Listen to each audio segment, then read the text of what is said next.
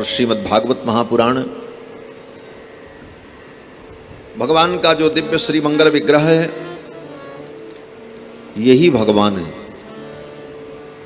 इनकी आरती उतारो तो ये भगवान की ही आरती है, इनकी पूजा भगवान की ही पूजा है। इसीलिए भक्त लोग जब आरती गाते हैं तो यही कहते हैं, भागवत भगवान की ये आरती, पापियों को पाप से है तारती। ये भागवत ही भगवान है। और भगवान भागवत के रूप में, शब्द के रूप में, ज्ञान के रूप में, तत्वबोध के रूप में भगवान ही कथा के माध्यम से हमारे हृदय में प्रवेश करते।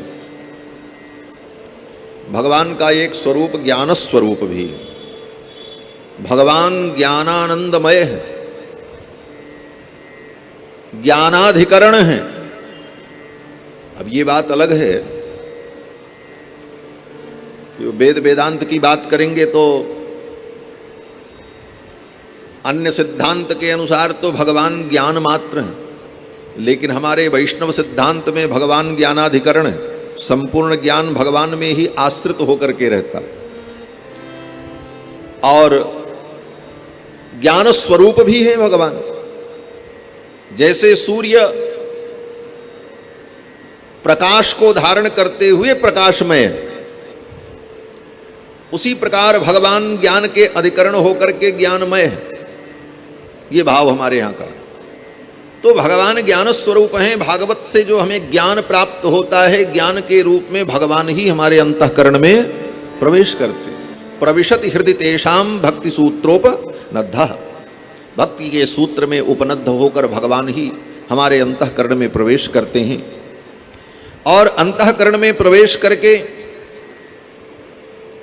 हमारे अंतःकरण की जो आकृति होती है हमारी भावना के अनुकूल, उस आकृति में जाकर के तदाकाराकारित होकर के भगवान भाषित होने लगते हैं।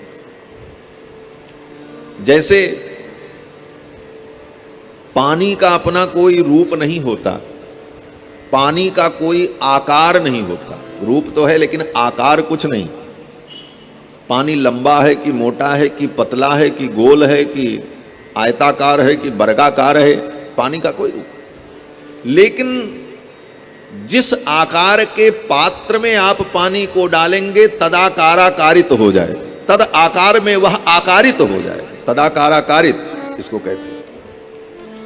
तो आपके हृदय में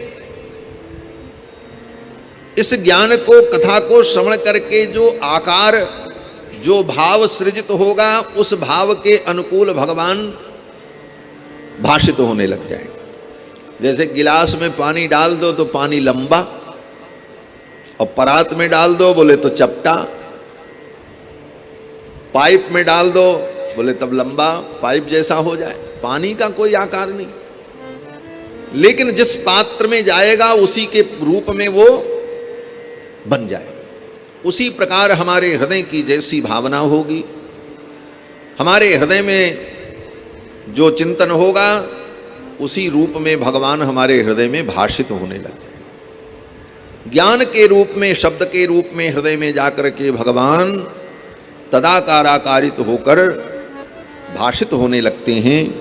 यही, इसी रूप में भगवान का अनुभव करना, हृदय में भगवान को विराजमान करना, यही कथा सुनने का फल है, यही कथा का उद्देश्य है।